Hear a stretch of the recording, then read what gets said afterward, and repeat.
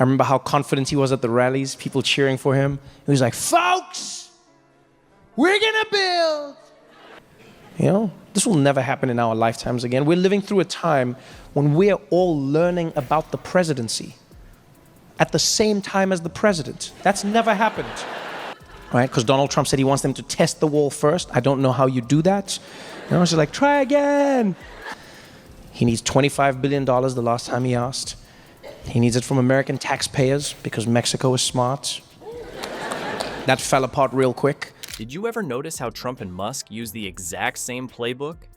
Promise big, fail hard, blame others, then promise even bigger. Trevor Noah spotted this pattern, and Trump absolutely lost his mind when he got called out. Trump's reaction? A caps lock meltdown on Truth Social, and then, somehow worse, that squeaky Donald Duck voice during his X interview. Nothing proves someone isn't upset like screaming about it online while sounding like a cartoon character. Before we move on, I'd like to ask you a small favor. If you appreciate this content, please take a second to like this video and subscribe to the channel. Over 98% of you watch the videos without subscribing. It costs you nothing, but it makes a huge difference to us. So, did you click the subscribe button? Great, thank you so much. Now, back to the video. You know those people who yell, "I'm not mad," while their face turns redder than a baboon's butt? That's Trump right now after Trevor Noah's comedy special. The comedian hit a nerve so deep, Trump probably felt it in his spray tan. Trevor Noah pulled off something really smart in his Netflix special. He didn't just tell jokes about Trump. You wake up every day reading the news, and you're like, wow, I didn't know that. And somewhere at that exact same moment, he's reading the same news going, wow, me too. And because this is the prototypes, Donald Trump now has specifications for the wall. He now says he wants the wall to be made out of concrete. We're gonna build a wall, folks. Who's gonna pay? Mexico. And Mexico was like, we ain't paying for shit, man. And nobody knows where it's gonna lead. Nobody knows what he's gonna do.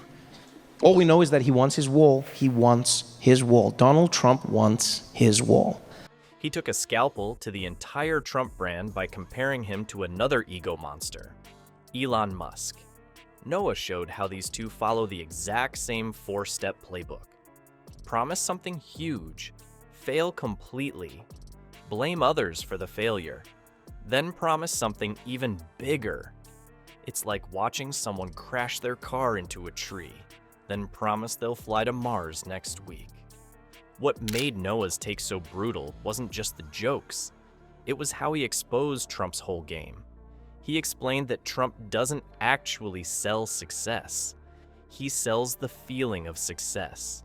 Trump's like that guy who convinces you that you won the lottery when your numbers don't match. As Noah put it, Trump's success is not about tangible achievements, but in the carefully constructed feeling of winning. The real danger of Noah's special wasn't that it was mean, it's that it was clear. He didn't use fancy political talk or boring analysis. He broke down Trump's whole strategy in a way that made regular people go, huh, that actually makes sense.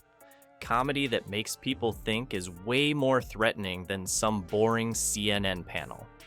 Noah basically set the perfect trap. If Trump ignored it, Noah's breakdown stands unchallenged. If Trump got mad about it, he'd just prove Noah right about his fragile ego. It's like those don't think about elephants mind games. Once you say it, people can't help themselves. And guess what? Orange Grandpa walked right into it. He had a complete Truth Social meltdown, typing angry all-caps posts and attacking Noah personally instead of addressing any actual points. He called Noah unfunny, which is exactly what you'd expect from someone who doesn't understand what comedy is.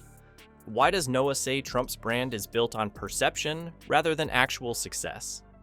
And I don't know if you've been following the journey of the wall, but it's probably the best comedy on TV, right? Because now they've started building prototypes of the wall at the border. Just look at everything that he does. The world we now live in because of him. Like, you realize we're living through history. So he needs the wall to be see-through so that Americans can see the drugs coming and catch it. But he also needs the wall to be see-through, right? And the reason the president wants the wall to be see-through is because he said he's afraid that drug dealers from Mexico are going to shoot bags of drugs over the wall and it's going to hit Americans on the head as they walk by. Because Trump has mastered making his followers feel like winners, even when they're losing. It's not about results. It's about emotional manipulation, making people feel good while they get nothing. This whole situation is like watching someone scream, "I don't have anger issues," while throwing a chair through a window, and it proves Noah's point better than Noah himself ever could. What's worse than a comedian exposing your whole con game on Netflix? Having your voice turn into Donald Duck during your big comeback interview. That's exactly what happened to Trump after Trevor Noah's special blew up online. Trump tried to take control of the situation by sitting down for an interview on Elon Musk's X platform. Perfect plan, right? Talk directly to his followers and show everyone how tough and presidential he is. But then, something magical happened. His voice suddenly went all high and squeaky, sounding exactly like Donald Duck. Not the power move he was planning. The internet lost its mind. Within hours, Trump's squeaky voice was everywhere. People made memes showing Trump with a duck bill. Others mixed his squeaky rant with actual Donald Duck cartoons. Some added duck sounds to his past speeches. It was like Christmas came early for everyone who enjoys a good Trump joke. Any normal human would have laughed it off. Ha ha ha, technology, am I right? But not Trump. He doubled down, claiming there were technical difficulties and demanding a perfect recording be released.